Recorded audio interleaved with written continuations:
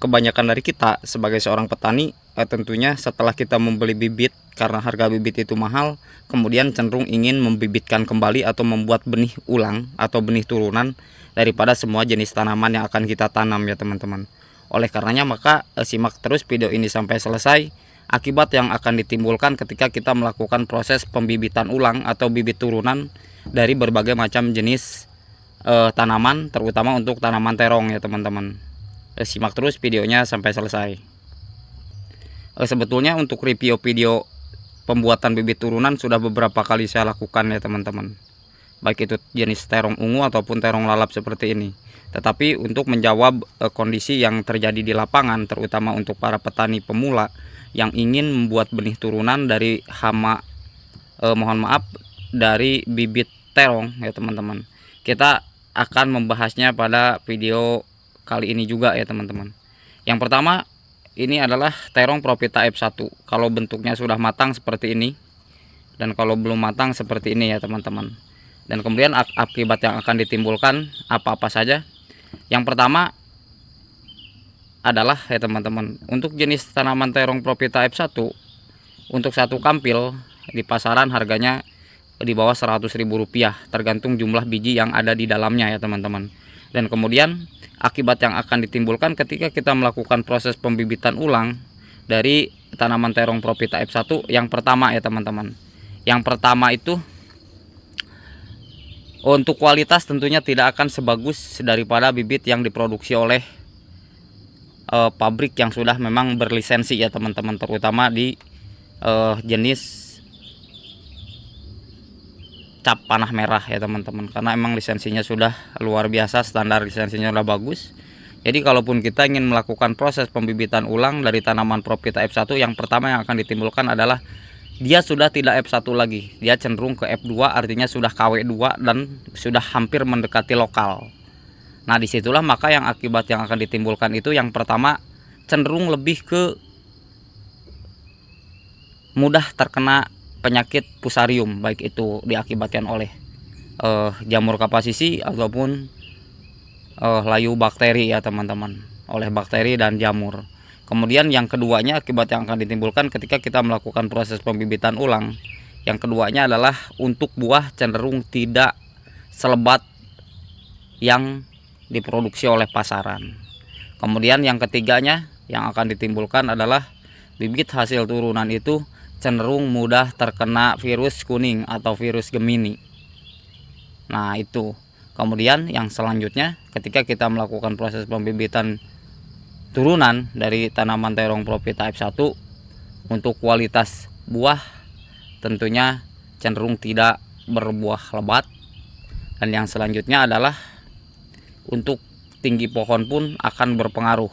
Jika memang dirata-ratakan untuk tinggi terong Propita F1 itu sesuai dengan yang saya tanam biasanya sampai 1,30 atau 1,40 cm, maka kalau kita melakukan proses pembibitan turunan tidak setinggi itu ya teman-teman.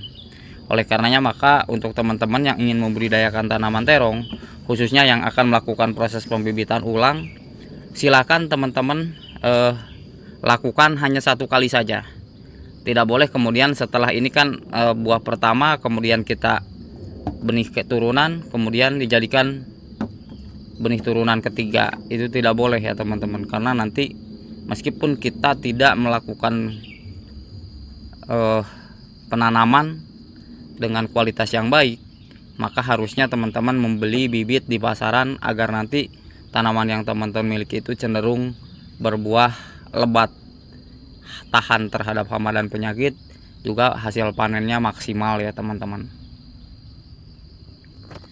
Dan kemudian untuk cara proses pembibitan ulangnya, untuk tahapan step by stepnya, 1 tahap, 2 tahap, dan selanjutnya bisa dibuka pada video saya sebelumnya, untuk mulai dari pengupasan kulitnya, kemudian penjemurannya, sampai pembuatan tresemme atau bedengan, itu bisa teman-teman simak pada video saya sebelumnya, agar nanti ke depan teman-teman yang ingin membudidayakan tanaman terong secara benih turunan itu bisa teman-teman menirunya ya teman-teman. Dan kemudian saya akan mereview kembali untuk keunggulan jenis tanaman terong Propita F1 ya teman-teman. Ini saya tanamkan 1100 pohon kurang lebih. Jadi ini dipetikan ke-25. Minggu depan kita melakukan proses pemetikan ke-26. Jadi untuk 1 kilonya itu harganya sekarang di daerah saya adalah Rp8.000. Sementara untuk per 1100 lubang tanam yang saya tanam itu, saya mendapatkan satu kali panen itu sekitar 2 kintal lebih ya teman-teman. Jadi kalau 1 kintal 8.800 kali 2 berarti 1.600.000 ya teman-teman, 1.600.000 per minggu. Jadi untuk terong lalap dibandingkan dengan terong ungu, harganya cenderung jauh lebih mahal terong lalap dibandingkan dengan terong ungu. Tapi untuk potensi hasil untuk terong ungu itu lebih banyak setiap kali panen. Kalau saya kan misalkan tanam 600 meter ya, 600 meter persegi. Ini untuk 600 meter persegi yang saya tanam di sini biasanya 3,30 ya teman-teman. 3 kintal atau 3,30 kilogram. Jadi satu kali petik per 3 hari sekali, 4 hari sekali itu 3 kintal untuk terong ungu. Tapi untuk terong lalap per 600 meter itu hanya mendapatkan sekitar 2 kintal. Jadi bedanya 1 kuintal ya teman-teman. Sebetulnya untuk di harga lebih mahal terong lalap dibandingkan terong ungu.